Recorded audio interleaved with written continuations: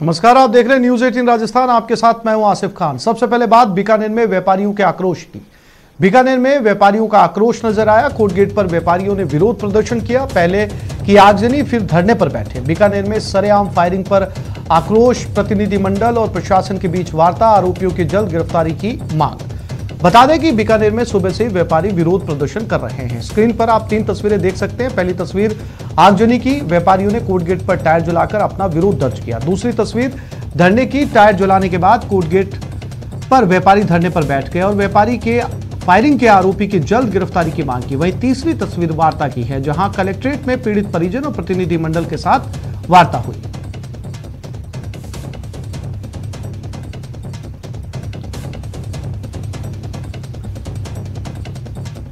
और बीकानेर में व्यापारी हत्याकांड में बीजेपी ने 3 सदस्यीय कमेटी का गठन किया है। कमेटी में सांसद सुमेधानंद सरस्वती, विधायक अविनेश महर्षि, पूर्व विधायक गोवर्धन वर्मा भी शामिल हैं। कमेटी अब तथ्यात्मक रिपोर्ट तैयार करेगी।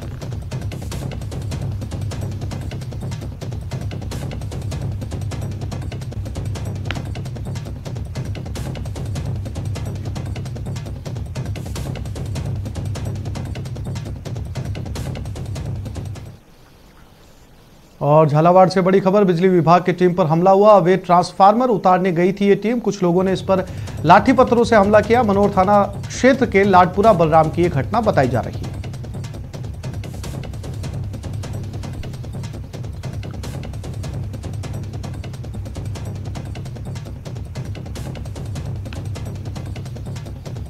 झालावाड़ में जहां पर एक अवैध बिजली का ट्रांसफार्मर लगाया हुआ था, बिजली विभाग की टीम उसे हटाने गई। ग्रामीणों ने बिजली विभाग की टीम के साथ मारपीट की। तस्वीरों में आप देख सकते हैं।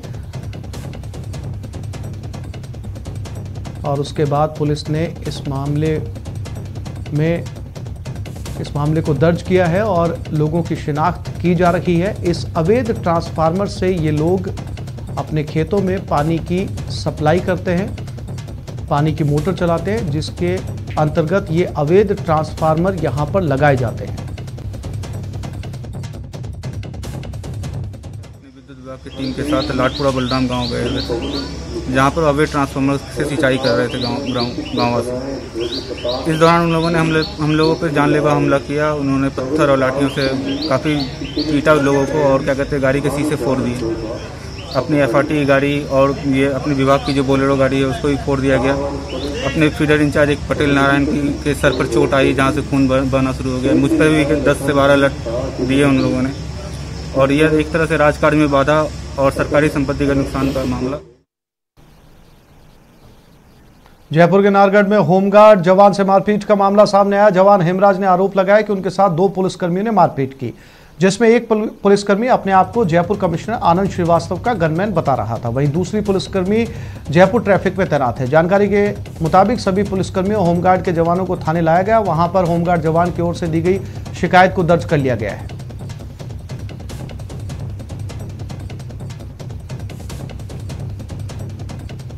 कमिश्नर का वो हूँ, गनमैन हूँ, कैसे नहीं हटाएगा गाड़ी, खड़ा हो।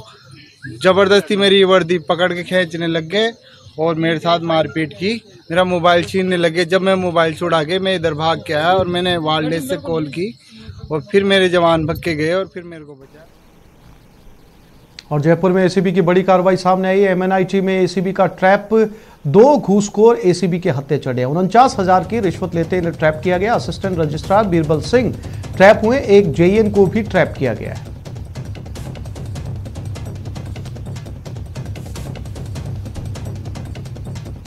जयपुर में ACB की कार्रवाई, जिसमें एक JN और MNIT के अंदर भी 49,000 रुपए की रिश्वत लेते हुए एक को रंगे हाथों गिरफ्तार किया गया है। 2 घूसखोर ACB के हत्थे चढ़े।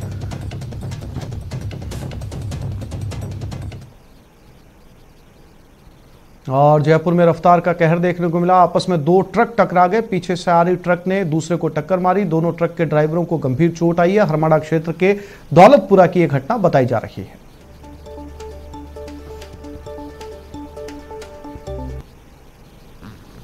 तस्वीरों में आप देख सकते हैं, दोनों ही ट्रक एक दूसरे से बुरी तरीके से टकराए।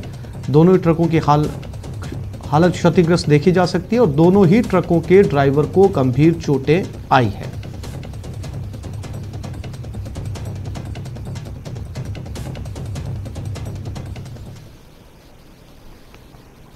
और ये खबर कोटा से है, जहां कोटा झालावाड़ NH 52 पर हादसा हुआ। ओवरटेक के दौरान यह हादसा पेश आया। 2 ट्रैक्टर ट्रॉली पलट गई। दोनों ट्रैक्टर ड्राइवर सुरक्षित बताए जा रहे हैं।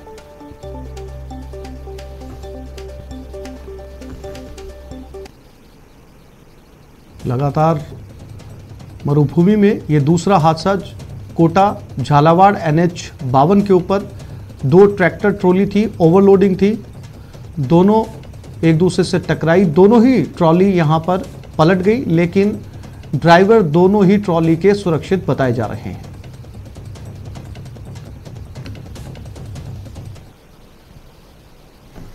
उदयपुर में शुक्रवार को हुए हादसे में रोडवेज के ड्राइवर के खिलाफ मामला दर्ज किया गया। पटेल सर्किल के पास रोडवेज बस ने कार को चपेट में ले लिया। हादसा इतना भीषण था कि कार नाले में जाकर गिर गई, जिसके बाद कार को क्रेन की सहायता से निकाला गया और सूरजपुर थाने में मामला दर्ज करवाया गया है। पुलिस ने मामला दर्ज कर जांच शुरू कर दी है।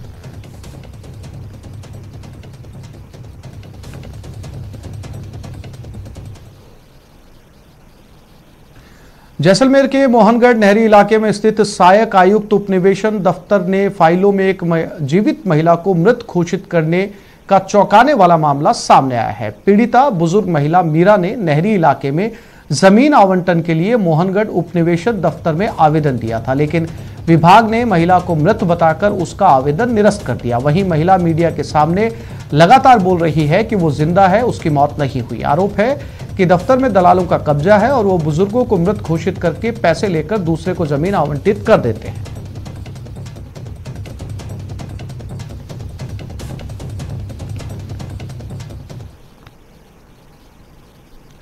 बाड़मेर में राजस्थान से सटी भारत पाकिस्तान सीमा इन दिनों नापाक निगाहों के निशाने पर है। इस बात का बड़ा खुलासा सीमा सुरक्षा बल और ATS की कार्रवाइयों से हुआ। सरहदी बाड़मेर में सीमा सुरक्षा बल और ATS ने 2 लोगों को पाकिस्तान के लिए जासूसी के आरोप में दबोचा है।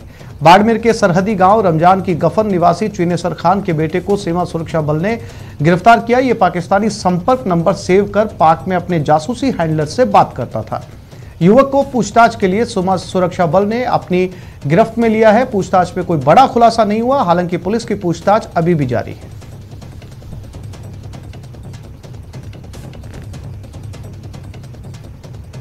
ये चन्नेसर खां है, रमजान जी की गफन करने वाला है भिंजराड़ का। तो चूंकि ये JCB चलाता है, तो उसके कुछ मोबाइल में 2-1 पाकिस्तानियों के नंबर थे।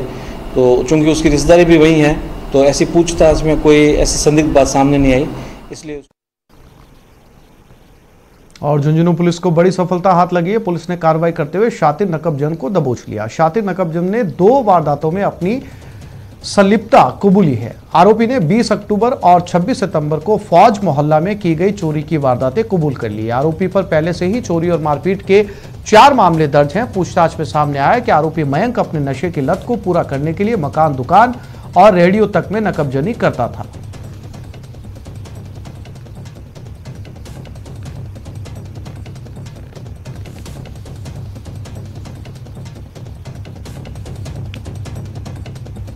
अमेजन ग्रेट इंडियन फेस्टिवल के जरिए आपको अपनी जरूरत के सामान पर बम्पर छूट मिल रही है, लेकिन सबसे बड़ी डील हासिल करने के लिए बने रहिए अमेजन के साथ, जो दिन में 3 दफे हॉट डील का ऐलान करता है।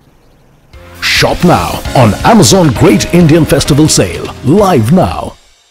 Shop now on Amazon Great Indian Festival Sale. Live now.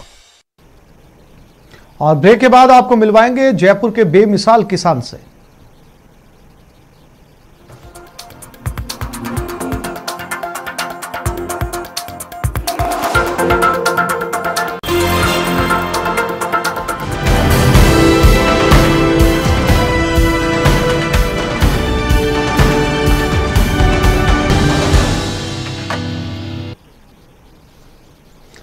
Corona संकट में त्योहारों की चमक फीकी हो गई है। नवरात्र के मौके पर दुर्गा पूजा पंडालों से रौनक गायब है। वहीं दशहरे पर रावण दहन और दिवाली के दिए को लेकर भी कोई खास उत्साह नजर नहीं आ रहा। इसका असर इन व्यवसायों से जुड़े लोगों पर पड़ा है। ये कोरोना का असर है। देश के सबसे बड़े त्योहारों में शुमार दुर्गा पूजा, दशहरा और 20 दिन बाद दिवाली फीकी नजर आ रही है। पश्चिम बंगाल में दुर्गा पूजा के दौरान ढाक वादन बड़ा शुभ माना जाता है, लेकिन यहाँ कलाकारों को ऑर्डर तक नहीं मिले। वहीं दशहरा मेला और रावण, मेघनाथ और कुंभकर्ण के पुतला दहन के कार्यक्रम भी ना के बराबर हैं। घरों की सजावट और पूजा में खास मिट्टी के दिए की डिमांड भी नहीं आ रही। आप टीवी स्क्रीन पर मुर्शिदाबाद, दिल्ली और गाजियाबाद की तस्वीरें देख रहे हैं। दिल्ली में तितारपुर गांव दशहरे के लिए रावण, मेघनाथ और कुंभकर्ण के पुतले बनाने के लिए दूर दूर तक मशहूर है। यहाँ दशहरे के महीने 2 महीने पहले से पुतले बनाने का काम शुरू हो जाता था और ऑर्डर इतने कि पूरे में हर परिवार के सदस्य को पुतलों की डिमांड को पूरा करने के लिए जुटना पड़ता था। लेकिन इस बार पूरा त्योहार ही फीका है। हालांकि गाँव वालों ने इस बार खास कोरोना रावण तैयार किया है। उम्मीद है कि इसके जलने के बाद देश से कोरोना संकट दूर होगा। इस सारे बिजनेस पर पड़ा कि रावण हर साल जिस तरीके से ततारपुर में बनाए जाते थे, इस बार क्या हालात हैं? मैम काफ़ी असर पड़ गया लॉकडाउन की वजह से और इस बीमारी की वजह से, इसलिए हम ये रावण बना रहे, कोरोना वायरस का जो रावण है, कि इसको जलाएं और जल्दी से जल्दी ये बीमारी पूरी दुनिया में से ख़त्म हो। हमारे जो पहले हम रावण बनाते थे, इस बार हमें बहुत ज़्यादा लॉस हो रहा है। हमारे रावण बिकने मुश्किल हो रहे हैं, कस्टमर भी बहुत कम आ रहे हैं, सिर्फ बुकिंग के आ रहे हैं, कुछ आ रहे हैं, ज़्यादा नहीं आ रहे। देश में दशहरा और दिवाली को खरीदारी के लिए सबसे खास माना जाता है। इस बार लोगों के हाथ तंग है और इसका असर सीधे सीधे बाजार पर पड़ रहा है। खासकर त्योहारों से जुड़े व्यवसाय पूरी तरह से ठप हो गए हैं, जिससे इन व्यवसाय से जुड़े परिवारों के सामने जीवन यापन का संकट गहरा गया है। विजयदशमी पर जब ये कोरोना रूपी रावण जलाया जाएगा तो यहाँ और देश भर में जो लोग हैं उन्हें कोरोना से किस तरीके से निजात मिल पाएगी। कैमरा पर्सन विपिन के साथ रचना, न्यूज़ 18 दिल्ली। मोदी सरकार साल 2022 तक किसानों की आय दोगुना करने की दिशा में काम कर रही है, लेकिन हम आपको ऐसे एक बेमिसाल किसान से मिलाने जा रहे हैं जो किसानों से न केवल अपनी आय चौगुना कर रहे हैं, बल्कि आत्मनिर्भर भारत के लिए दूसरे किसानों के लिए मिसाल भी बन रहे हैं।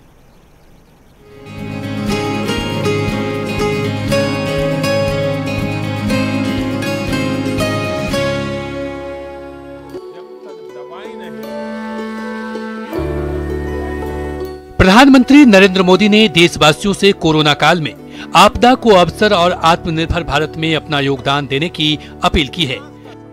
लेकिन आत्मनिर्भर भारत तभी बनेगा जब देश का अन्नदाता यानी किसान आत्मनिर्भर होगा। इंटीग्रेटेड फार्मिंग जैसी ही तकनीक है जिसे जयपुर के प्रगतिशील किसान सुरेंद्र अवाना अपनाए हुए हैं। ये आने वाला टाइम है वो देसी गाय, ऑर्गेनिक खेती और आयुर्वेद, ये तीनों चीज किसान को अपनानी पड़ेगी। इससे क्या है कि किसान की इनकम भी बढ़ेगी और लोगों का स्वास्थ्य भी ठीक रहेगा। तो किसान को वापस जो हम 80 और 70 से पहले खेती करते थे उसी जगह पर वापस आना पड़ेगा। पिछले कई सालों से सुरेंद्र अवाना परंपरागत खेती की बजाय समन्वित खेती कर रहे हैं। इसमें एक और ऑर्गेनिक अन्न और औषधि की खेती है तो गौपालन, मछली पालन, मुर्गी और बतख पालन भी बड़े स्तर पर किए जा रहे हैं।